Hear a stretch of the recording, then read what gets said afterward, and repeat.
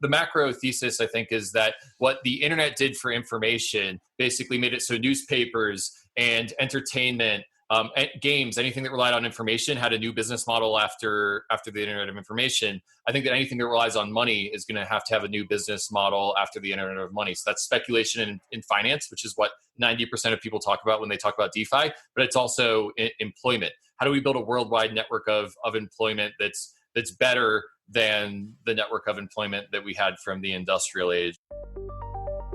Welcome to Opolis Public Radio, where we dig into how a rapidly changing world is impacting our lives and what we can do about it, with a focus on freelancing, finances, and the future of work.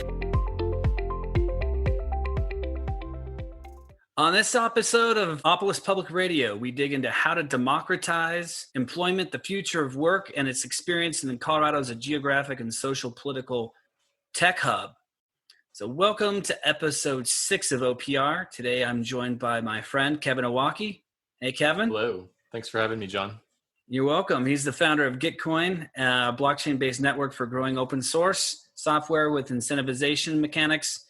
Kev has a BS in CS, 10 years of engineering leadership experience and startups, open source software, and is a community organizer in the Boulder Tech Scene. Did I get all that? Yeah.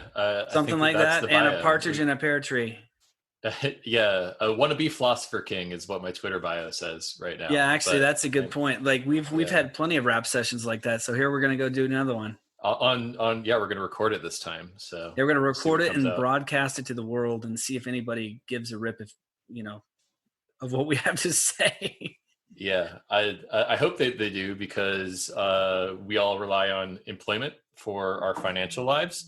And I really think that there's a lot of upside for the crypto community to figure out how to package up the internet of money and help people with jobs, because there's, 20 million people unemployed right now? What if we could build a better infrastructure? It was at 36 million or something at the peak, but now it's like back down in the 20s, yeah. Yeah, so if people aren't paying let's talk attention, about that then. So you and I have been talking about this since 2017, that really our view of this whole democratization, decentralization effort is really hinged on individuals' ability to kind of like participate and access more kind of fluid systems, which really all points to work, right? I mean, DeFi, a lot of other things that we've even had on the podcast, like these are really cool and important components, but the commercial engine of everybody's day-to-day lives is employment, it's payroll. Employment is just proof of work, but in a non-blockchain context. In a very, old school kind of Gilded Age kind of way. Yeah, industrial era proof of work. Industrial era proof of work, for sure.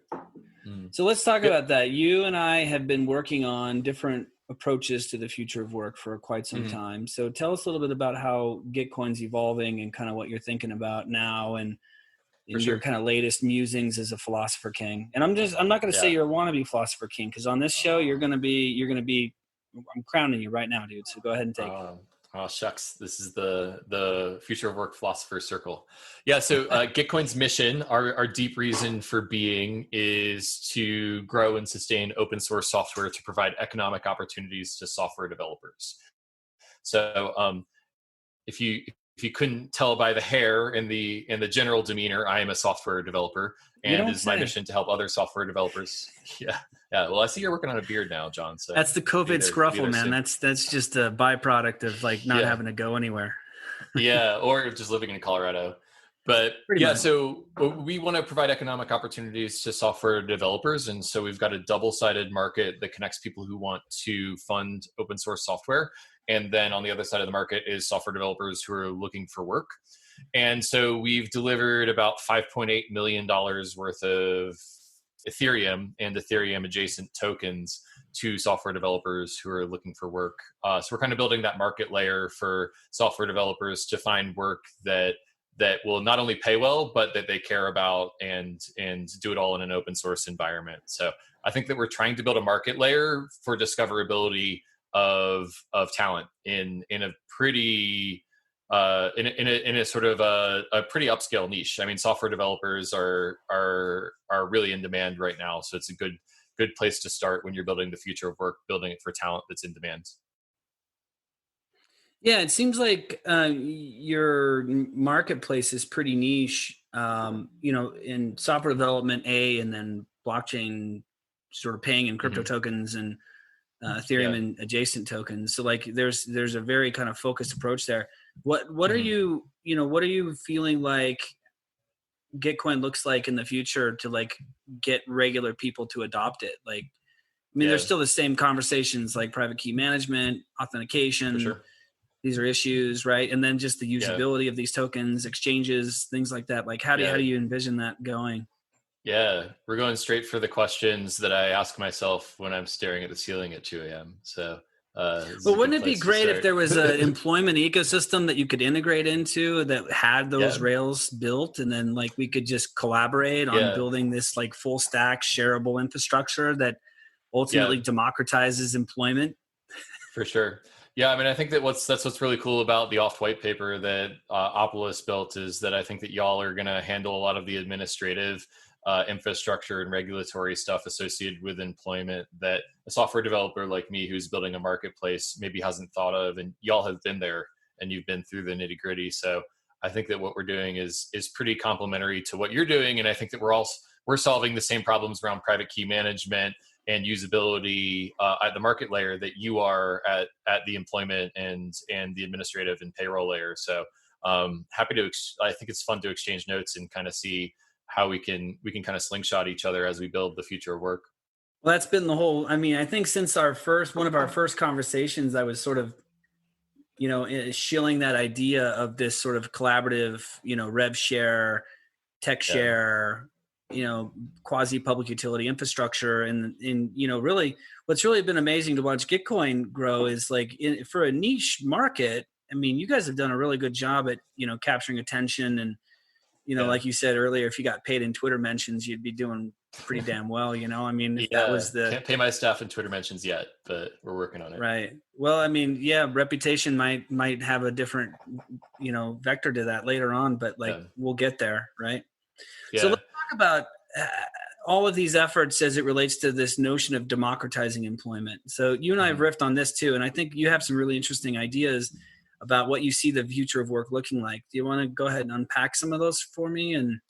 So I mean, I think that one of the things that blockchain really enables is that we now have the internet of money, right? So that means that you can do instant worldwide payments in 15 seconds or less, or maybe 15 minutes if the Ethereum network is clogged. We'll see how well that comment ages, but right now the Ethereum network has got a lot of demand because there's a lot of demand for payments that can be worldwide. And then so basically what it does is Gitcoin built on top of the Ethereum rails, a worldwide network for software development talent. So basically this morning, I riffed with my team in India, who's all working for crypto and Gitcoin on the next Gitcoin features. And then when they go to bed, I'm starting to see like later in the day, I'll be jamming with people in other time zones. So there's this worldwide network of software developers that's all willing to work for crypto. And so I think that the main thing that we could start as building a foundation for our conception of what Gitcoin's building is that it's all blockchain based. You can build a Rails for employment off of the internet of money. And that internet of money can be more efficient than the legacy system, which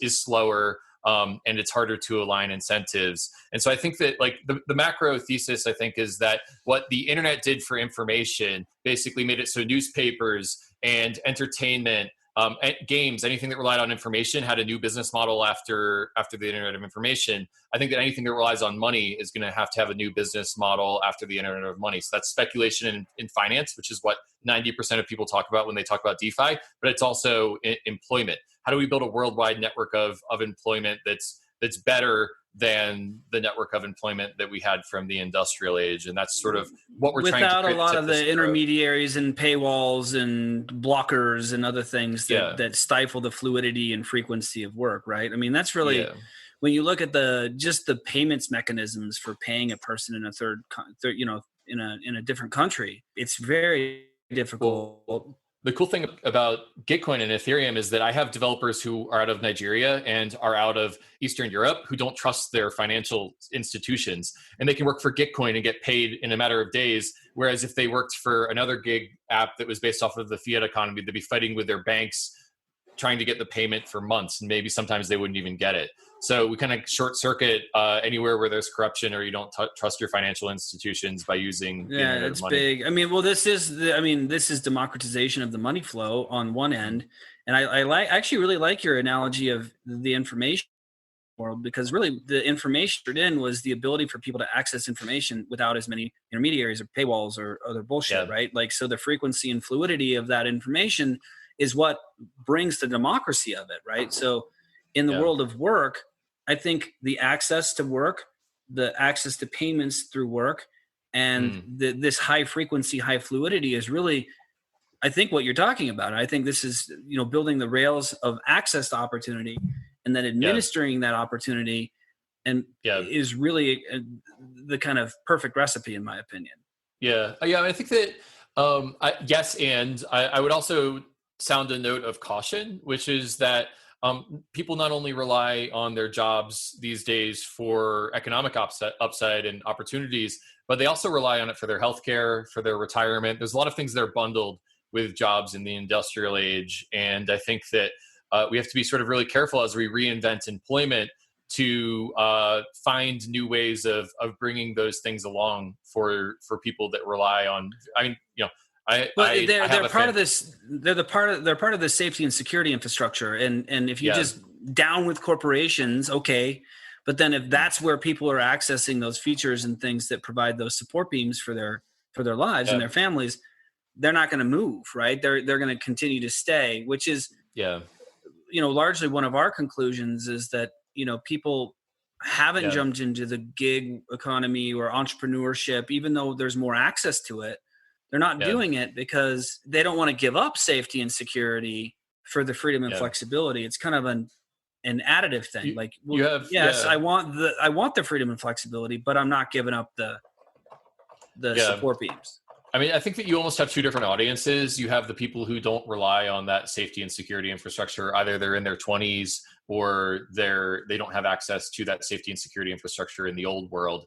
And those people will port over to the internet of money, no problem, because it's just better. But I think that what's really neat about what Opolis is doing is that for Gitcoin's user base, I can basically integrate each Gitcoin bounty or grant that people are making their living off of, and I can just pass them over to Opolis, and Opolis will provide a drop-in infrastructure for some of that safety and security stuff that I don't have the expertise to build. So I think that there's maybe a hint of something coming. Yeah, exactly. The whole idea would be that you don't have to be, right? Like, I mean, to build the entire stack, I think we estimated this at one point, you and I. Yeah. Give me $100 million in 10 years and we could build the fully integrated stack, like in one little compartment, like one company could do that. We should make that pitch to Joe just to see what happens. Yeah. 10 years and $100 million. Like, I doubt it. All right. So what do you think it looks like? Give me the day in the life of a future worker 10 years from now. Let's say we're successful. Let's say, Gitcoin is providing the market layer for, the international employment commons, which is, this employment cooperative that, the users own, right? So it's a public good infrastructure that the value creation of it goes back to the users and owners of it, which are the community. What do you think that looks like? How many jobs does a person hold? Where, what's their day in life look like in your mind? Yeah, for sure. I think that right now there's corporations that have a monopoly on our employment. And I think that for that reason, you have sort of an asymmetric relationship of power between the corporation that you work for, because they have a monopoly over your employment and therefore your healthcare and your safety and security and all that kind of stuff. My vision is sort of a mesh network of jobs where we could all, we all exchange information with each other peer to peer now.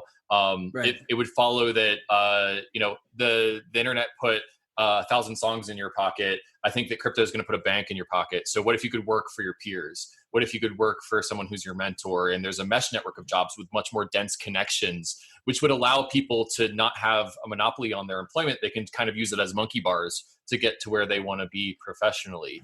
And they could kind of design it however they want, right? I mean, it could really be choose your own adventure almost entirely.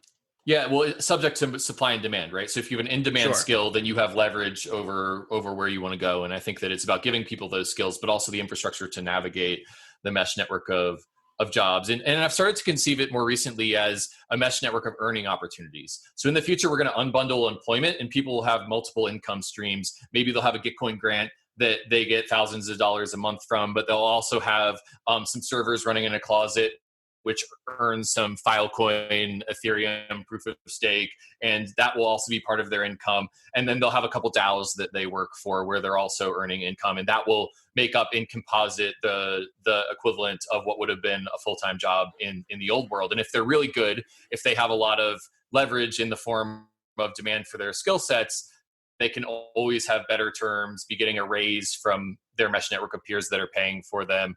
And so my hope is that we just provide leverage to the individual who's trying to provide economic upside for their family, which we all are. We're all in this to build a better world and to support our families. And I think it's providing the tools for people to do that. Yeah, I agree. I mean, and you know, having the you know, tools connected in a way that also provides good information, right? Like you talk about supply and demand. Like right now, if you're unemployed, you have no visibility into what the actual market needs. Mm-hmm. Like, there's no data set. There's no data source that would say, hey, look, there's a big shortage of this kind of software developer or that kind of programmer or this kind of designer, right? Like nobody knows. There's no visibility. Maybe like monster.com, but like monster.com is just like a black hole that you send your resume in, and like 1 out of 100, you'll get a hit back. So it's like really frustrating to be searching for a job. I call those haystack tech. You know, it's the same needle, a bigger haystack. So like, just because you have more data doesn't mean that it's actually any good. So I think there isn't anything that's well curated, sort of widespread data either, because of course Monster would be a very small vector, right? There might be some trends that you might extrapolate, bigger trends, but I don't know. It just doesn't seem the incentives are actually there to create those kind of efficiencies. A lot of these technology companies actually thrive off the inefficiency of connection. Yeah, like they're not actually being exactly. They're not being incentivized.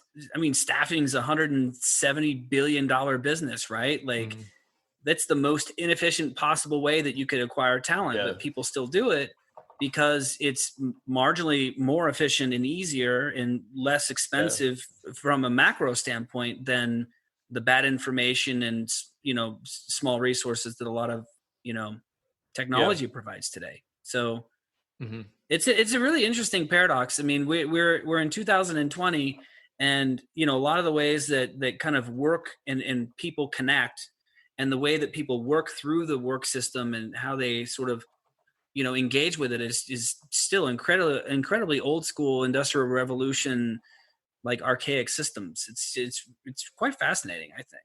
Yeah, I mean, I've been in it for 20 years. So like I've been watching this a long time and it's kind of a head scratcher. You'd think it'd be better, but the game systems really is what the incentives aren't aligned to create the outcomes that we should really be working toward, which is, I think, the bigger problem of everything. So yeah, for sure. I mean, when I try to conceive of this, one of the most influential things that I read was The Sovereign Individual about a couple of years ago. And so basically the idea there is that humanity has gone through all these different epochs of how it organizes itself, starting with the hunter-gatherer age, then moved to the agricultural age, then moved to the industrial age. And now we're in this transition from the industrial age and the industrial revolution defined world into the information age world. And so we're moving from this world in which the mechanism for organization of humans was the corporation.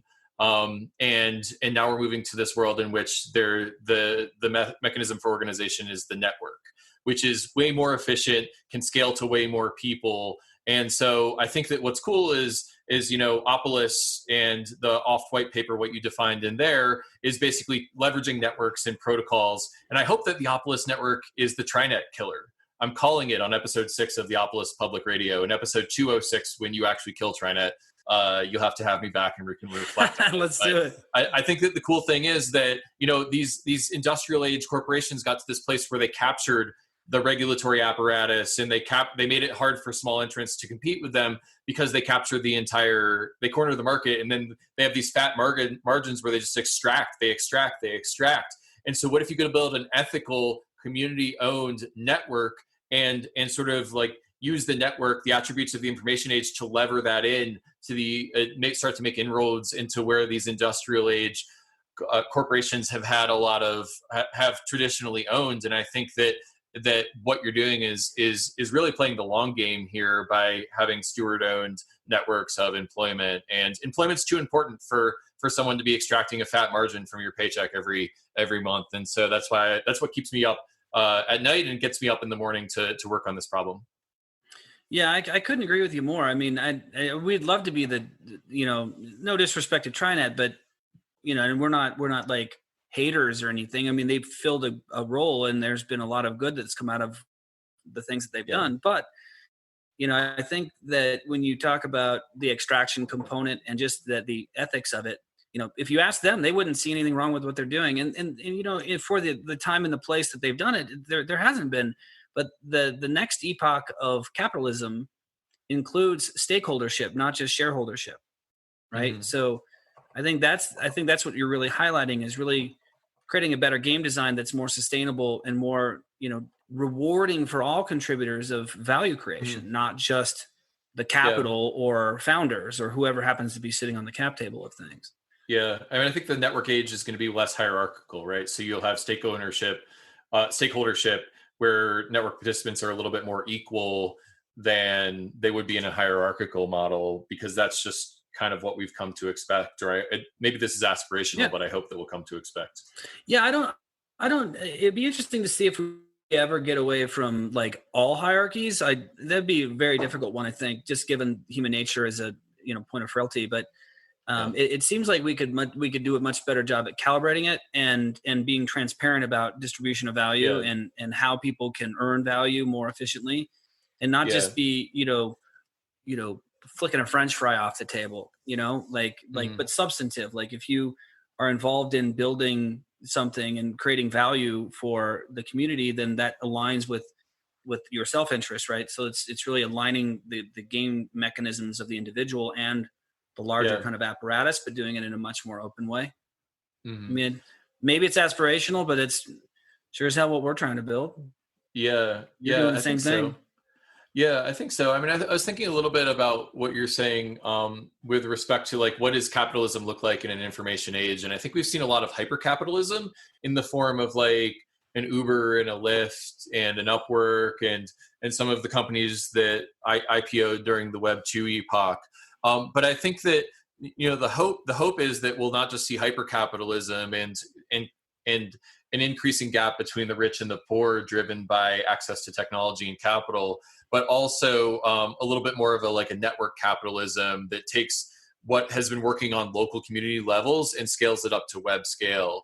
So and I think that pluralistic approach in which you have stakeholders who are also consumers is really powerful. One of my most formative experiences was when I graduated from college, and the first job that I took was with the Vanguard Corporation in Malvern, Pennsylvania. This is back when I was still working in corporate America. And one of the things that I really liked about them was that they had a structure where if you bought one of their mutual funds, you also became an owner of Vanguard Corporation. And so as a manager of Vanguard, you don't have to choose between your owners and the people who are buying your mutual funds because they are the same person, right? And so it's creating alignment for the people, for the management team who's making incentives to do what's best for all of their stakeholders. And they were way before their time, I think, in creating that. In making that the foundation of a financial corporation. And I hope that a lot of the companies that are invented over the next several decades kind of follow in the footsteps of Vanguard, but just in the network age. No, I totally agree with you. And obviously we personally believe that blockchain technology and cryptography and digital governance and transparency and all these kinds of things driven by technology are key elements to sustainability in this, and what I always refer to as sustainability of benevolence, right? Because if we don't have good rails to protect these things, they're going to get attacked, and eventually they'll particular road down.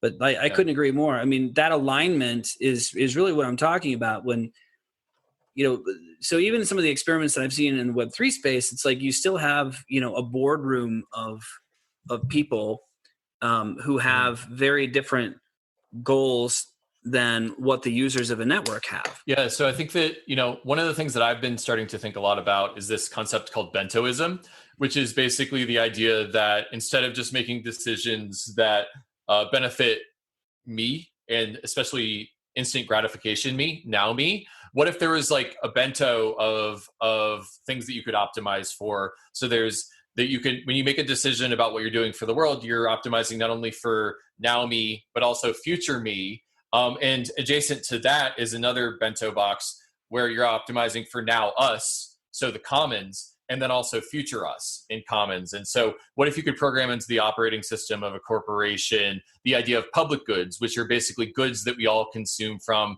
but don't have an inherent business model for them. And you can be a steward not only of things that are part of the bottom line, but also things that are part of the common shared rich heritage that we all draw from. And we're in Colorado, and so one of the things that I know that you really love, John, is clean air and clean water, the ability to go outside and take a fresh breath and hit the trails. But I think it's no mistake that I'm working on a problem that's associated with digital public goods. So open source software and the internet infrastructure is an example of an information age native public good. And so I think that there's a fertile ground for how do you build a system that has sustainability of benevolence, your words, but my words would be public goods and shared infrastructure, and building for that is sort of what I think that we share. Yeah, for sure. Now, back to Colorado for a second. So Shill Colorado is something that you and I have been supporting since I can remember, right? Like, pre-ETH Denver 2018, so like years and years ago, we were talking about, Colorado has a very unique landscape when it comes to the social political scene. We're kind of described as purple in a lot of sense, but I think we're pragmatic, we're somewhat libertarian, and we're somewhat egalitarian. We're, lots of parts, lots of things, right? So like we have a very, I don't know. It just seems like there's a lot less sort of polarity here. I could be wrong, but like at the end of the day, we've seen a huge upswing of development in Web3 tech, open source, like all sorts of different cool things. What's with the Shill Colorado thing with you? I mean, why don't you tell everybody a little bit about your side of that and why you promote that? Yeah. Well, I think that, the easy slam dunk case is that there's 300 days of sunshine per year out here, and there's plenty of open space. So in the COVID world where people are stuck in SF or New York in these boxes and they need more space to be away from people, I think that that's sort of the slam dunk reason why you're starting to see more people move from the coasts into Colorado. But I also think that it's sort of the transplant spirit that comes from Colorado. I know that people here are very welcoming. Meetup groups are a huge way of building your network and getting to know the local community. And Colorado's tech scene is where I learned to do community organizing, to break bread with people who are in my community, no matter what their political differences are, and to sort of create they have this, I went through Techstars in 2008. That's where I got my start in technology and entrepreneurship out here. That was my escape from corporate America. Techstars was my landing pad. And they had this saying that they instilled in us, which was give first, which is basically the idea that you give without the expectation of return. And that doesn't mean that you create value, and that doesn't mean that you don't capture value. It doesn't mean that you don't get a return. It just means that you don't view relationships in a transactional mindset. And so I think it's that ethos of sort of that libertarian spirit, the go west, the frontier spirit, but it's also the supportive community that you can land in. And I think it's probably through my community organizing that you and I got together, John, and started jamming on all this Web3 stuff. So having a supportive community is really important to me in where I am physically, but it's also my inspiration for the web scale infrastructure for jobs that we're going to build. People are going to slingshot off of each other and give first and help each other, but in a network native concept. And we have that really working in Colorado. So it's easy to copy that and put it into Web3. Yeah, it'll be interesting to see what happens. I mean, we've heard Governor Polis talk about blockchain for the win, and he, of course, came and did the the fireside chat with Laura Shin and the governor of Wyoming, and read the Bufficorn book. B is for Bufficorn, which is obviously a wonderful children's book. If you haven't picked one up, you can go to bufficorn.com and pick one up. But yeah, I mean, it seems like, if you want to talk about, like, I don't know, how many other states have that? Like, when you talk about the kinds of goals that we have from a, technological modernization of public goods and building these infrastructures, like, I don't see a lot of states I see a lot of states tooling around with like little blockchain councils and commissions and idea generating things and think tanks and whatnot, but there's a lot of talky and not a lot of walkie, or as I say, not a lot of Owocki. So that's right. What's the what do you think what's the difference here? Is it just the fact that one of the founders of Techstars is the governor? Yeah. I mean, is that it? Is it simple as that? Yeah, I mean, I think that we're also and I think that that's part of it, but I also think we're starting to see the seeds of internet capitalism move out of just Silicon Valley and germinate in local communities worldwide. And, that's why Colorado has a great tech scene. I think Portland, Oregon has a really strong tech scene. And I think that we're going to start to see a lot more places compete on the internet frontier in creating this. And so I think that Colorado is just one of many of those seeds that's going to germinate in the 21st century and hopefully build better infrastructure, be the vanguard for the other states who are looking for a model to copy in how you build an information age model for public goods, for governance, and for economic upside for people. So I hope that we continue to lead the future, to lead into the future in an information age native way. And so Shill Colorado has a lot of memes behind it, I think, and it can all just be wrapped up into that one meme, Shill Colorado. Yeah, I mean, it seems like if we're successful in doing all of this, the quality of life is going to exponentially be driven up here too. I mean, if we have, better calibrated, social political systems and better infrastructures and, in higher frequency work opportunities and and we're actually executing on these things, it seems like, I mean, the proof's in the pudding, right? It's either going to be better or not. And if it's really driving a better outcome for the, rising tide raises all boats. So it's not just, for some, it would really be for all Coloradans that would have that. It seemed like it would be a pretty bright spot for people to want to come and be. So, Yeah, I mean, I think that, like, taking it back to my sort of like theory about industrial age institutions versus information age institutions, I feel like we're in the twilight of industrial capitalism. And so what's really needed is people who are going to tinker on this new frontier with found new institutions, new information age institutions. They're going to fund public goods. They're going to fund employment, all of these things that people rely on. And so what we really need is people who are willing to hit the reset button and are willing to invent new, better ways to do things, because we are in a transitionary period between industrial capitalism and information age capitalism. And I think that there's a lot of downside to that in that knife's edge. And I also think there's a lot of upside for people who are willing to dream big and create a better world. And I don't know that Opolis and Gitcoin are going to be successful, but I think we're at least taking a shot.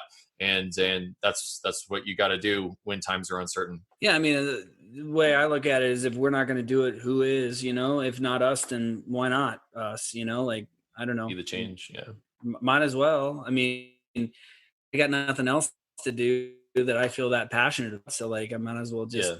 Yeah. Well, I think that one of the things that I share with you, and I felt it in our first interaction, was that we've kind of been through the ringer with the existing institutions and the existing games.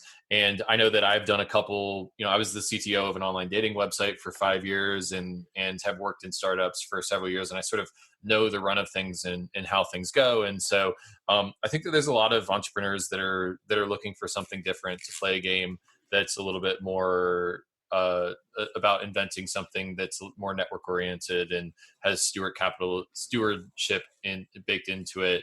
And so I think that it's us grizzly veterans who have seen the folly of the old world who are hopefully going to give it a shot. Well, that actually dovetails into like the sentiments that you're seeing in the younger populations in the workforce too. Is they're much more apt to align their work with their values and their sort of worldview, and doing something purposeful, meaningful.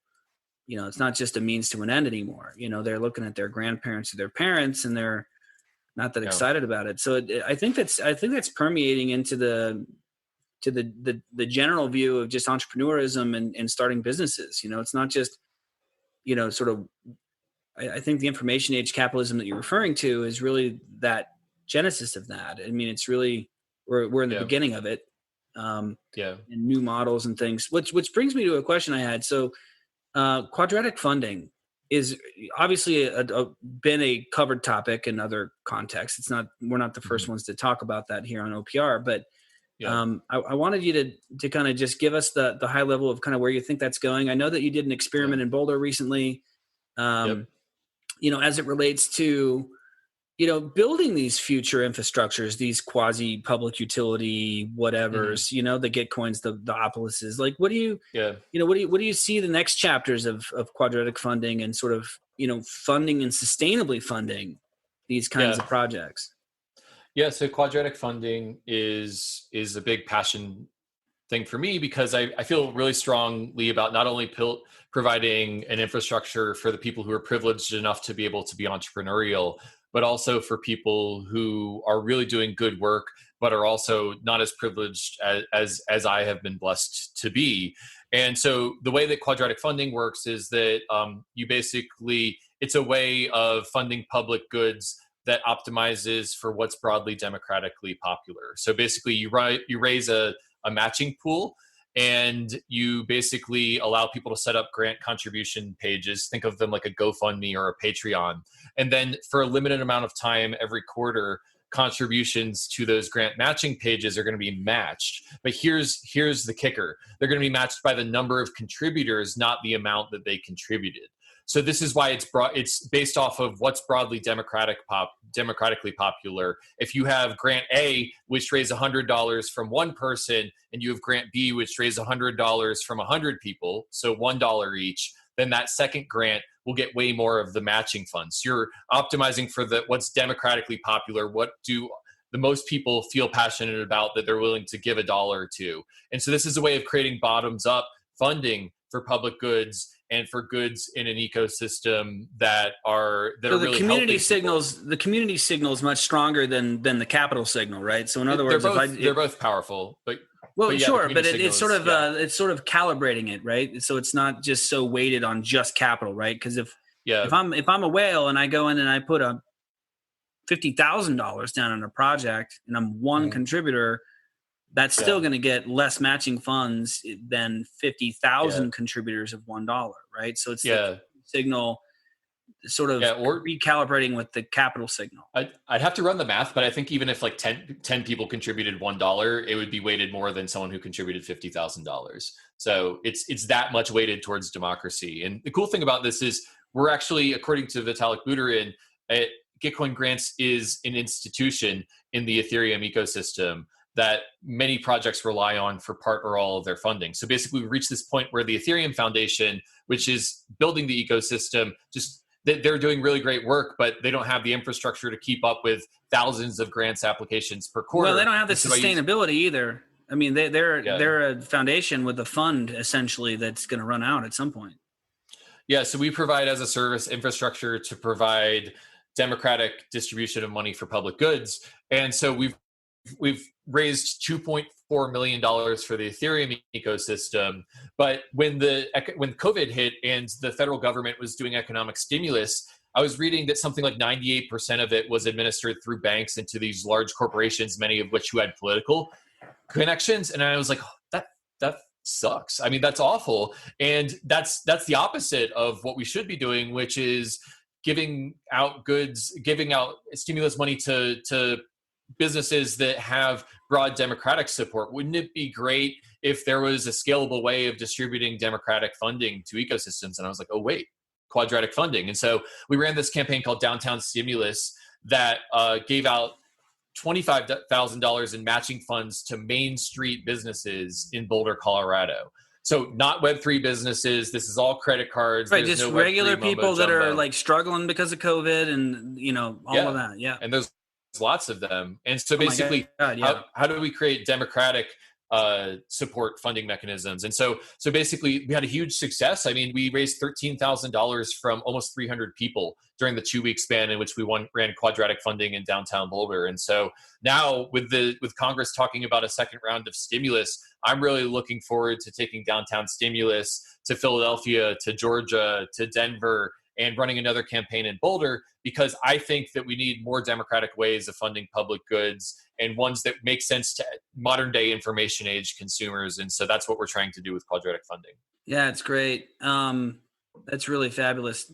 How do you see that impacting, the funding of projects? I mean, VC money is obviously a very centralized way of building returns for their LPs, right? So they have, fund requirements on returns, and they're really looking for the 100X or the unicorns, which isn't 99% of the deals they're going to see. So like there's a lot of collateral damage, you could say, in the VC world that might otherwise be viable businesses. You've got, asymmetric value distribution, where you could put a $10 million investment into a VC deal and get 1.2 billion when the average user of the marketplace doesn't make minimum wage. So like there's lots of those kinds of things, but like, I'm not here to, say VCs are bad, because I think there's been a lot of value that's been created, but the next epoch, the next chapter, what does Quadratic funding do to that? What is, what are the new game designs that are going to come out that are going to help create sustainable funding mechanisms for startups? Yeah, so I think that one of the things that Vitalik talks a lot about is this idea of a quadratic freelancer. So once you reach a certain threshold, there will be people who can just quit their corporate job, quit working for Uber, and they can just be a quadratic freelancer, someone who just works for the public good.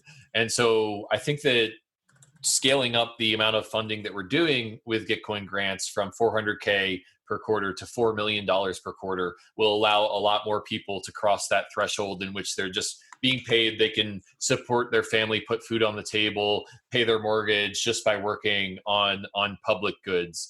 And so I think that that's sort of the first step that we're trying to create in terms of economic. Remember, our mission is to create economic opportunities for people. And so I think that's the first step that we'll see. But I got to tell you, John, I'll strike out on that question when it comes to private investment. There's too many regulations. There's too much regulatory capture. It costs too much money to raise money for a startup.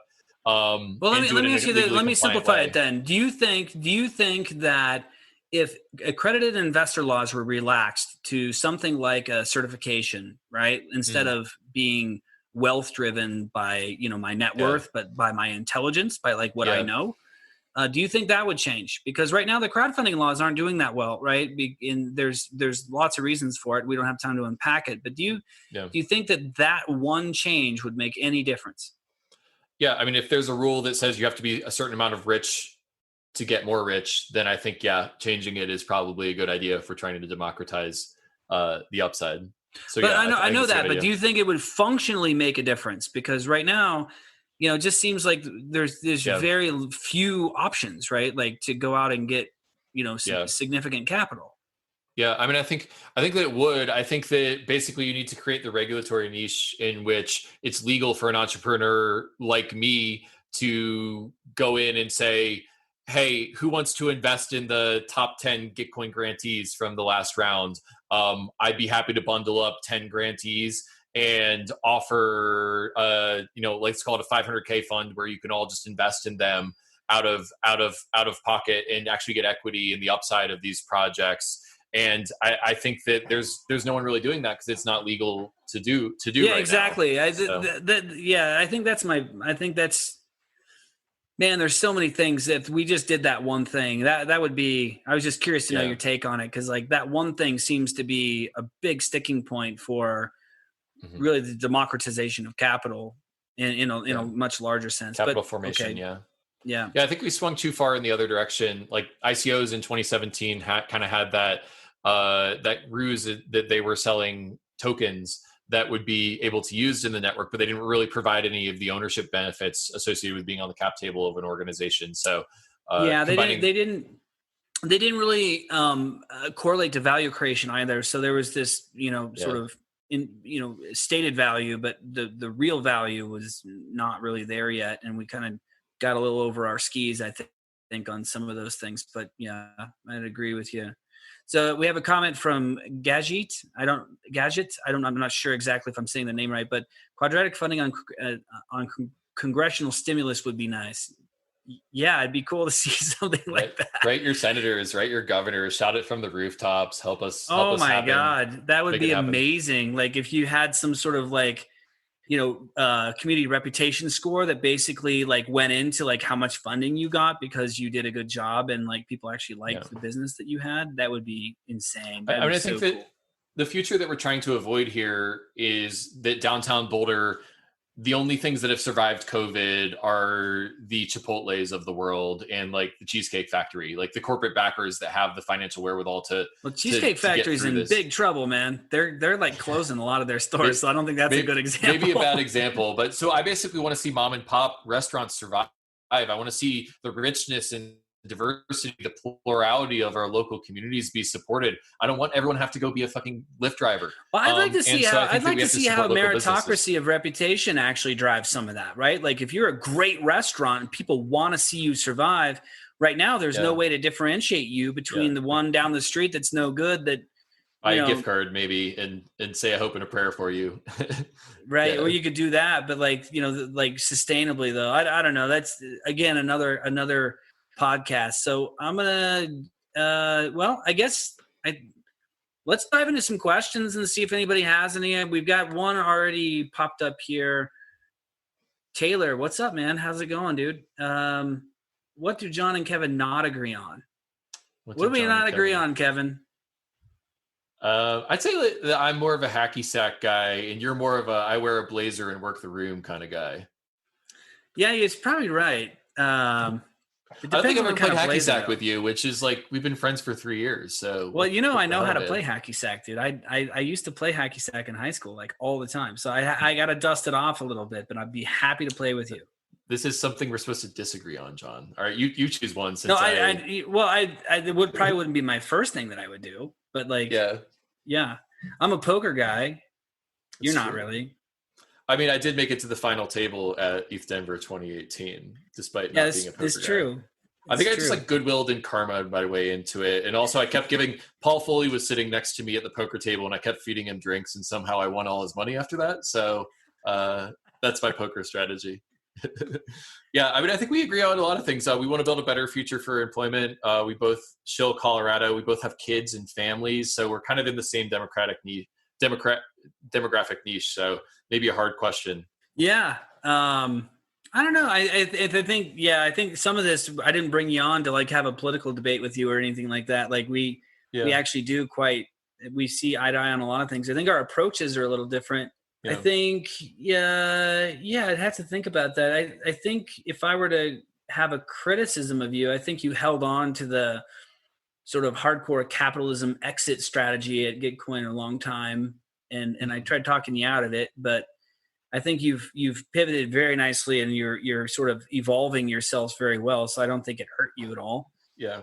Having a business model was something that we eventually had to swallow that pill. So guilty as charged. Yeah, well, you did. And I think you did it though, right? I think you didn't just sell it out though. I think that's the thing that I would have been concerned about is that you would have just sold out your business model to traditional third-party extractionary mechanisms and other typical things in a very rather antithetical way that would have been contrary to what stated purpose would be. But I think you guys have done a good job at threading the needle in a very difficult spot.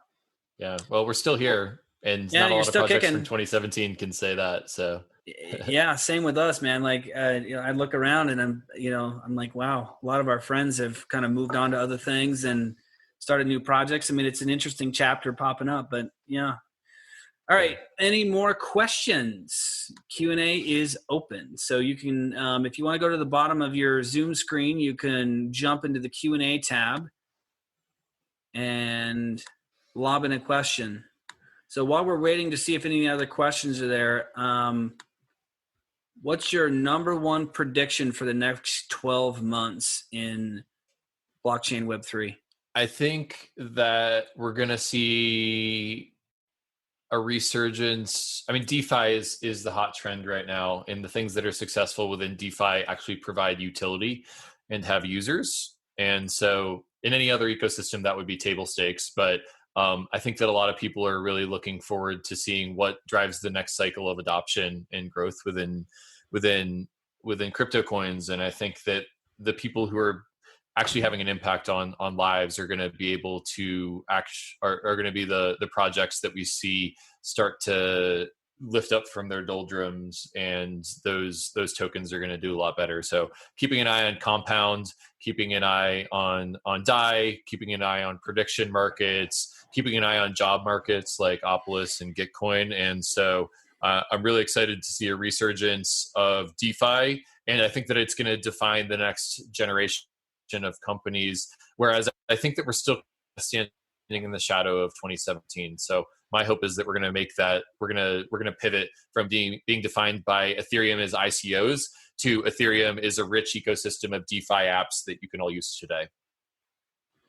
Yeah, I think it's going to be really interesting to see what unpacks. I think you're 100% right. The thing that I would probably say most is, even 18 months ago, you could raise capital on an idea, and nowadays it's moving to more traditional metrics. You got to have users, you got to have engagement, you got to have transaction volume, you got to have all these different things, and it's not. I mean, Web3 is not an easy space to have that, right? And to talk about a lot of UX hurdles, yeah.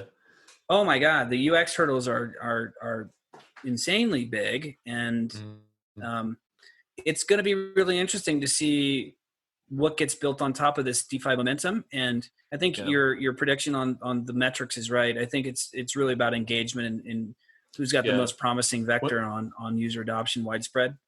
One thing one needle I would like to thread, is that I think that one of the things we really need to figure out is sustainable business models in this space. So we had this idea of tokens and ICOs in 2017, which everyone did, but it turns out no one gives a hoot about your token. And so as we swing back towards the more traditional metrics, the Web 2 metrics, the ad-supported businesses and the subscription-supported businesses, I'm almost wondering if we're going to overcorrect and people are going to try to build subscription models because that's what worked in Web 2. And I'm really interested to see, as that pendulum swings back and forth, how we can land in the middle and create a new information. Like, we have the internet of money now, right? So we can create new business models that are native to the information age, just like in the Web 2, in the Web 2 ecosystem, we had new business models built around SaaS, software as a service. So I'm really excited to see how people pay their salaries without having to go to VCs and do the 100x treadmill. And so my prediction in 12 months, we'll see a new business model that's emerging that's fundamentally new and native to the internet of money. So DeFi leading the charge was my gimme prediction. New business model is my far out Hail Mary prediction. And you think 12 months we're going to have that? You think we're going to see an example of that in 12 months?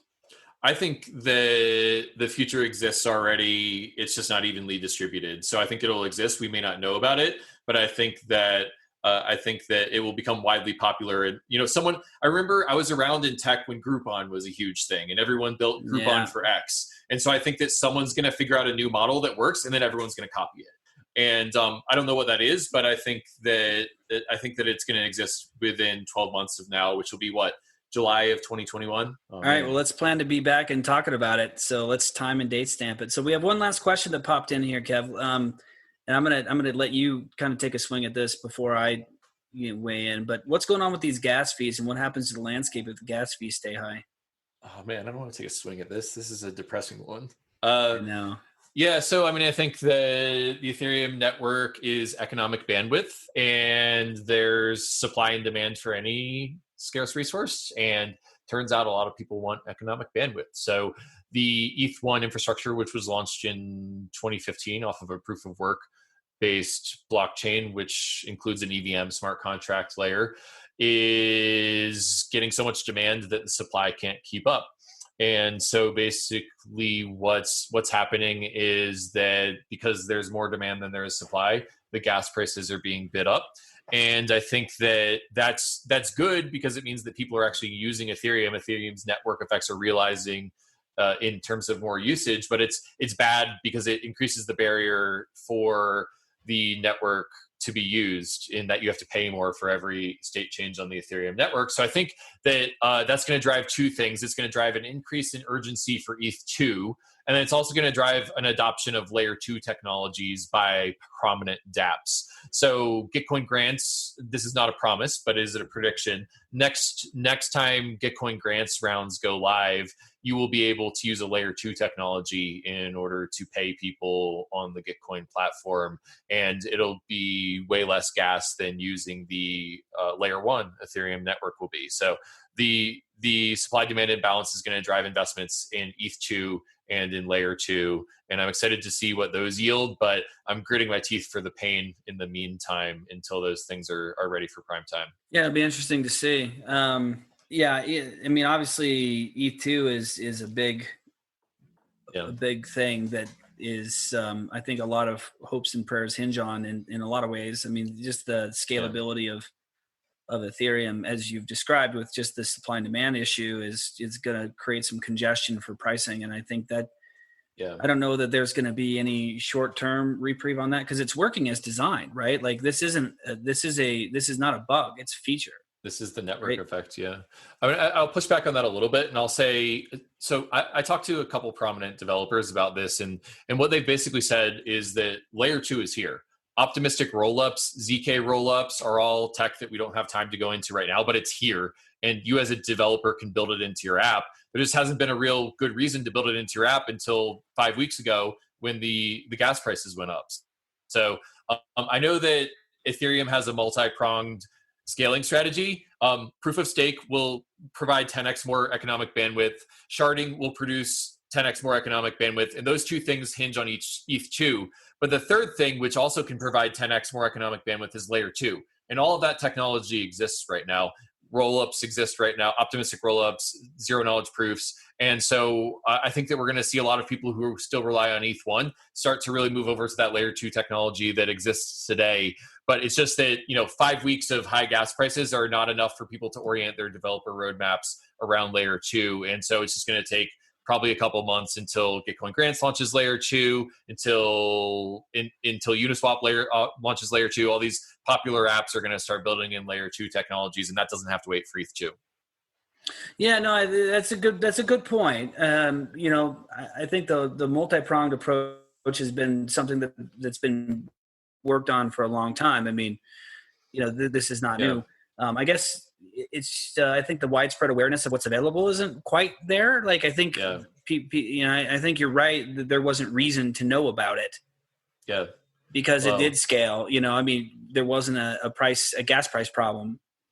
Yeah. So I think that if you're someone who looks like Guilfoyle from Silicon Valley, you might know about it. But maybe in 12 months, another prediction will be that even the Erlich Bachmans and the John Powers of the world will know about the layer 2 techs, because they'll be using them every day. Well, I know about them. It's just a function of like, do I know enough to go implement it? No, I don't. I know conceptually about them, but like I haven't really unpacked a lot of that yet. But yeah. Well, I'm happy to talk to your tech team, talk their ear off anytime about layer 2 tech. I think it's really fascinating anytime. What's been built. Yeah, it's great. Well, Kev, thank you. It's always a pleasure to rap with you about Colorado and other topics. We got Taylor chiming in here saying, "Well, that's almost a disagreement." So we'll take it. We're not clones by any stretch, but this is one of the things I think is great about the space is there's a lot of alignment in the thinking, and just different approaches and different skill sets is really what gets it done at the end of the day. So, yep. Thank you so much for being here. It's like I said, always a pleasure. And to everybody out in the ethersphere here, thank you for joining this episode of Opolis Public Radio.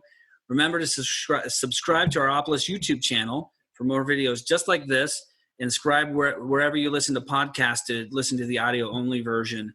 If you're a freelancer, gig worker, entrepreneur, independent contractor, and you're looking for an employment solution to become a self-sovereign worker, make sure to join the Opolis Employment Commons at opolis.co. That's opolis.co, and we'll see you there. Thanks, everyone.